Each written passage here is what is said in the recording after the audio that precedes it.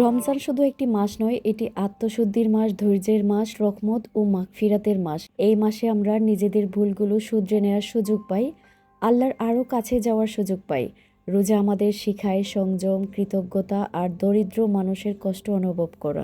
এবার রোজা পড়েছে পবিত্র জুম্মাবার শুক্রবারে, মনে হচ্ছে যেন এই রমজানের রহমত ও বরকত দ্বিগুণ হয়ে গেল। আলহামদুলিল্লাহ।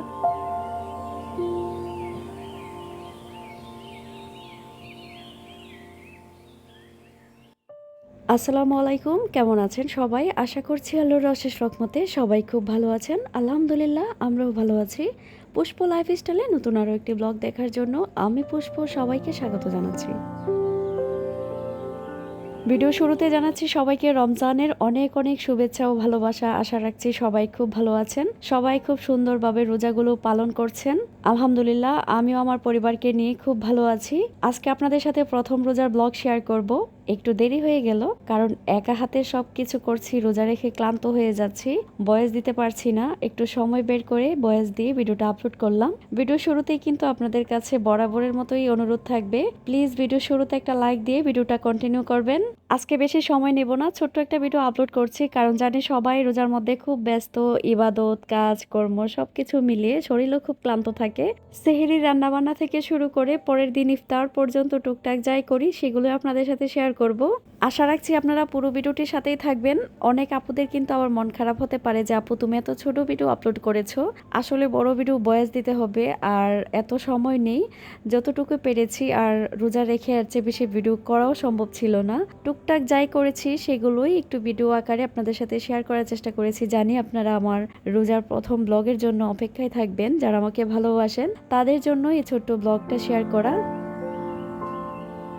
দীর্ঘ 1 বছর পর রোজা আসলো, হঠাৎ করে ঘুম ভেঙে দেখবেন সেহরিতে কিন্তু খাওয়া যায় না। বাচ্চাদের জন্য গরুর মাংস রান্না করলাম, আর সাথে ডাল ছিল, আর আমি দই বসিয়েছি। দইটা আমি দুপুরবেলায় বসিয়ে দিয়েছিলাম, কারণ যদি না হয়, এখন কিন্তু একটু ঠান্ডা ঠান্ডা ভাব, একটু আগে থেকে চেষ্টা করি দইটা বসিয়ে দিতে। দইটা কিন্তু সেহরিতে ইম্পর্টেন্ট, কারণ দইটা না থাকলে মনে হয় যে খাওয়াটা কমপ্লিট হয় না। মাছ মাংস যাই খাও, দইটা খাওয়ার পর একটা তৃপ্তি আসে। আর আমি কিন্তু এই পাতিলের মধ্যেই দই বসাই, আর সুন্দরভাবে দই বসে যায়। একজন আপু বলেছিলেন দইয়ের রেসিপি যাতে দেই, যদি সময় পাই ইনশাল্লাহ চেষ্টা করব এই পাতিলে কিভাবে দই বসানো যায় পারফেক্টভাবে আপনাদের সাথে শেয়ার করার। একবার মনে মনে ভেবেছিলাম ভিডিও করব না, হাতে সময় নেই।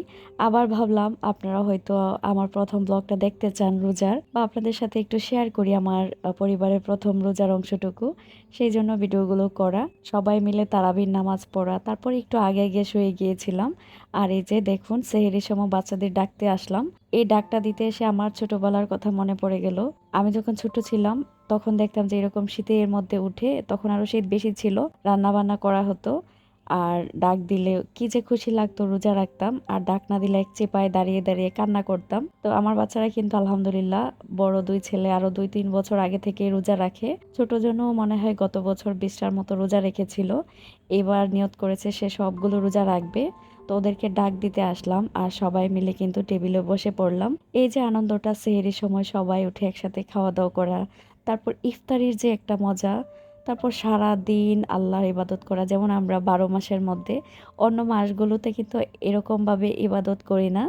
দেখা যায় পবিত্র রমজান মাস আসলে আমরা নিয়ম করে 5 ওয়াক্ত নামাজ পড়া, কোরআন তেলাওয়াত করা, সব কিছুর প্রতি কিন্তু মনোযোগী হয়ে যায়। আর বাচ্চাদেরকে ছোটবেলা থেকে রোজা রাখা শেখানো দরকার। অনেক বাবা মা আছে বাচ্চাদের কথা চিন্তা করেন যে না, আমার বাচ্চারা রোজা রাখতে পারবে না, ওরা আরো একটু বড় হোক, তারপর ওদের জন্য ক্ষতি হবে রোজা রাখলে। অনেক বড় বড় বাচ্চারা আছেন, এটা করা একদমই ঠিক না। ছোটবেলা থেকে রোজার অভ্যাস না করলে ওই যে দেখা যায় বড় হলে রোজা রাখে না, এই অভ্যাসগুলোর কারণে কিন্তু বড় হলে রোজা রাখতে পারে না। তাই বাচ্চাদের আমি বলবো যে ছোটবেলা থেকে রোজার অভ্যাস করানোটা খুব দরকার, কারণ রোজা হচ্ছে আমাদের উপরে ফরজ। ওরা যাতে বড় হয়েও ওরকম মন মানসিকতা না হয় যে আমার রোজাগুলো রাখতে হবে না, ওরা যাতে বুঝতে পারে যে রোজা আল্লাহ আমাদের জন্য ফরজ করে দিয়েছেন।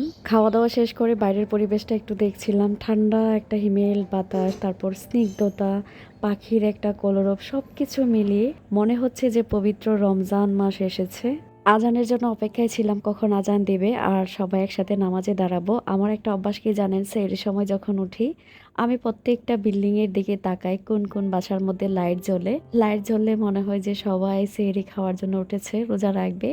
এটাতে জানে আমার অন্যরকম একটা ভালো লাগা কাজ করে। আমি এই পাশ ওই পাশ দেখতে থাকি সবাই উঠেছে কিনা রোজার জন্য, রোজা রাখবে কিনা। ছোটবেলা থেকে এই জিনিসটা আমার খুব ভালো লাগতো। আশেপাশে বিল্ডিং গুলোতে যখন লাইট জ্বলতো তখন মনে হতো না সবাই একসাথে সজাগ হয়েছে রোজা রাখার জন্য। দোয়া করবেন পরিবারের সাথে যাতে রোজাগুলো কাটাতে পারি, বাচ্চারা যাতে সবগুলো রোজা রাখতে পারে। আয়েশা মনি সন্ধ্যা থেকে শুরু করে দিয়েছে সে নাকি সেহরি খাবে। সে তো সেহরি সম্পর্কে জানে না, কিন্তু গতবার যে ইফতারি করেছি সবাই মিলে শরবত খেয়েছে, ইফতারি খেয়েছে, এই জিনিসগুলো মনে রেখেছে। সে ভাবছে যে আমরা হয়তো ইফতারিটাই খাবো। সন্ধ্যা থেকে পাগল হয়েছে যে আমি ইফতারি খাবো, ইফতারি খাবো। সেহরি বা ইফতারি কোনটা কি সে কিছুই বুঝতে পারছে না। আমরা খাওয়ার সময় সে উঠেছিল, পরে আবার ওকে ঘুম পাড়িয়ে দিয়েছি। এখানে আমি কিছু বাজার করেছি আমার আশেপাশে যারা থাকে, যেটা আমি প্রতি বছর করে থাকি। আমার সাধ্য অনুযায়ী আমি চেষ্টা করি আমার আশেপাশে যারা গরিব থাকে, যাদের আমাদের প্রতি হক আছে, তাদের জন্য এই বাজারগুলো করার। আমি যেমন রোজার মাসে খাবো, তার পাশাপাশি তাদেরকেও যাতে কিছু দিয়ে খেতে পারি, সেটা আমি সব সময় করি। আমি কখনো হয়তো ভিডিওতে আপনাদের সাথে শেয়ার করি না। আজকে কেন জানে মনে হলো যে একটু আপনাদের সাথে শেয়ার করি। হয়তো আমাকে দেখেও আপনি উৎসাহিত হতে পারেন অন্যকে সাহায্য করার জন্য। আমার বাসায় যে খালা কাজ করে তার আত্মীয়-স্বজন থেকে শুরু করে তারা কিন্তু সবাই মানুষের বাসায় কাজ করে। মানুষের বাসায় যারা কাজ করে তাদের কোনো কিছু নেই বলেই তারা মানুষের বাসায় কাজ করে। তাদের জন্য এই বাজারগুলো করেছি। ওরা প্রতি বছরই আশায় থাকে আমি যে বাজারগুলো দিব। এটা শুধু রোজার বাজার, আবার যখন ঈদ আসবে আমি কিন্তু এভাবেই সবাইকে ঈদের জন্য বাজার করে দিব। তার পাশাপাশি জাকাতের টাকা প্রতি বছরই আমাদের উপরে যেটা নির্ধারিত থাকে তার চেয়ে বেশি মানুষকে দেওয়ার চেষ্টা করি। একটা জিনিস খেয়াল করবেন, মানুষকে দিলে যে শান্তিটা অনুভব করবেন, নিজে তা বুক করে সেই শান্তিটা অনুভব করবেন না। যত বেশি বেশি দান করতে পারেন। একটা কম্বোতে আমি 8টা আইটেম রেখেছি। 1 কেজি তেল রেখেছি, 1 কেজি মুড়ি রেখেছি, তারপর চাউল রেখেছি 5 কেজি, তারপর দিয়েছি বেসন, বুট, ডাল, চিনি, খেজুর। এগুলো দিয়ে কিন্তু কয়েকদিনের খাবার হয়ে যাবে। ভিডিওর এই অংশটা দেখে আপনাদের কাছে অনুরোধ রইল কেউ খারাপ কমেন্ট করবেন না, কারণ আমি অফ ক্যামেরাতে যেটা আপনারা দেখেন না, মানুষকে আমার পক্ষ থেকে যতটুকু সম্ভব সাহায্য করার চেষ্টা করি। যাদেরকে আমি করেছি তারা তো জানেই, আর আমার মন মানসিকতা সম্পর্কে আপনারা ভালো করেই জানেন। মানুষের মুখ হচ্ছে এমন একটা জিনিস, দ্বিতীয়বার চিন্তা ভাবনা করে না যে আমি যে কথাটা বলবো অন্য আরেকজনের কেমন খারাপ লাগতে পারে। আমি চেষ্টা করি আমার দ্বারা যাতে কারো কোনো ক্ষতি না হয়, কারো কোনো কষ্ট না হয়। আপনিও যখন কাউকে কথা বলবেন চেষ্টা করবেন আপনার দ্বারা যাতে অন্যের কোনো ক্ষতি না হয়, কষ্ট না হয়। বাঙালিদের ট্রেডিশনাল খাবার হচ্ছে বুট, ডাল, বড়া, পেঁয়াজু। এগুলো যদি প্রথম দিনের ইফতারিতে না থাকে, ইফতারিটা মনে হয় জমে না। এই জন্য আমি প্রথম দিন বুট, ডাল, বড়াটাই বানিয়েছি। পরে দেখা যায় এক এক দিন এক এক ধরনের ইফতারি বানাই, চেঞ্জ হয়। প্রথম দিন চেষ্টা করি এই ট্রেডিশনাল খাবারটা রাখার জন্য। এটা প্রথম দিন খেলে কি যে একটা ভালো লাগে সত্যি কথা বলতে, আর আমার বাচ্চারাও এগুলো পছন্দ করে। অন্যান্য খাবার বানাতে গেলে দেখবেন বেশি একটা সময় লাগে না। যেমন আপনি বিরিয়ানি রান্না করলেন বা খিচুড়ি রান্না করলেন বা অন্য ধরনের খাবার রান্না করলেন, কিন্তু এই যে বুট, ডাল, বড়া, বেগুনি এগুলো বানাতে কিন্তু অনেক সময় লাগে। দেখা যায় দুপুরের নামাজের পর পরে এই আয়োজনগুলো শুরু করে দিতে হয়। বুট সিদ্ধ করো, ভাজো, আবার এগুলো রেডি করো, অনেক সময়ের ব্যাপার। দুপুর থেকে শুরু করে দিয়েছিলাম আর অনেকটাই ক্লান্ত হয়ে পড়েছিলাম। ভেবেছিলাম যে ভিডিও করব না, তারপরেও মনে হলো যে না, একটু একটু ভিডিও করি যাতে আপনাদের সাথে শেয়ার করতে পারি। আর এখন দেখুন ডিম চপগুলো ভেজে নিচ্ছি। আর ডিম চপগুলো কিন্তু ভাজার পর একদমই ক্রিস্পি হয়েছিল সবগুলো খাবারই। কালারগুলো খুব সুন্দর এসেছিল। বাসায় তৈরি খাবার আর বাইরে থেকে কিনে আনার খাবারের মধ্যে কিন্তু অনেক তফাৎ রয়েছে। বাসায় আপনি যেভাবেই বানান সেটা মাখলে কিন্তু খেতে খুব ভালো লাগে।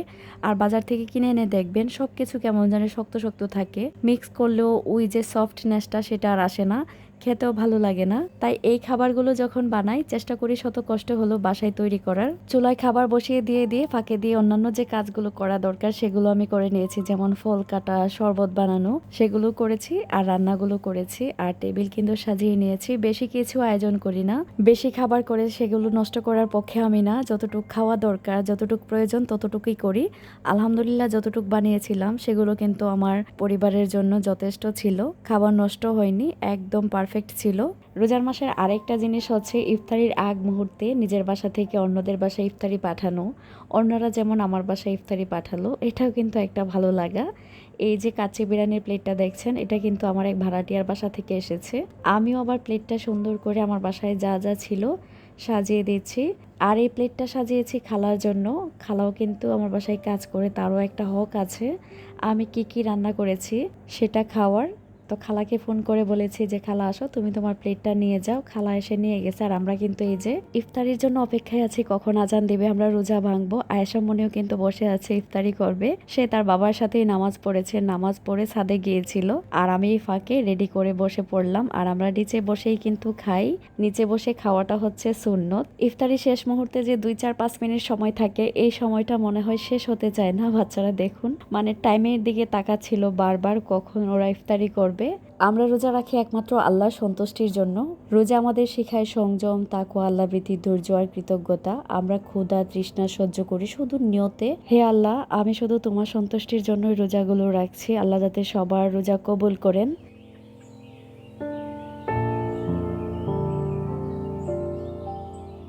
আজান হয়ে গেছে, সবাই মিলে ইফতারি করব একসাথে। আজকের জন্য তাহলে আমি এখানেই বিদায় নিব। এতক্ষণ যারা ধৈর্য নিয়ে পুরো ভিডিওটির সাথে ছিলেন, আপনাদের জানাচ্ছি মন থেকে অনেক অনেক ভালোবাসা। সবাই ভালো থাকবেন, আমাদের জন্য দোয়া করবেন। আমরা ঈদের কেনাকাটা করে ফেলেছি, দেখি আমি সময় সুযোগ করে ঈদের ব্লগটা শেয়ার করব। গত ভিডিওতে বলেছিলাম, তো গত ভিডিওতে বলার পর এখন যেহেতু রোজা, আমি তো ঈদের ব্লগটা শেয়ার করতে পারছি না, তাই প্রথম ব্লগটা রোজারে শেয়ার করলাম। তারপর আপনাদের সাথে ঈদের কেনাকাটাগুলো শেয়ার করব ইনশাল্লাহ। ততদিন আপনারা সবাই ভালো থাকবেন, আমিও আমার পরিবারের জন্য সবাই দোয়া করবেন। আল্লাহ হাফেজ, আসসালামু আলাইকুম।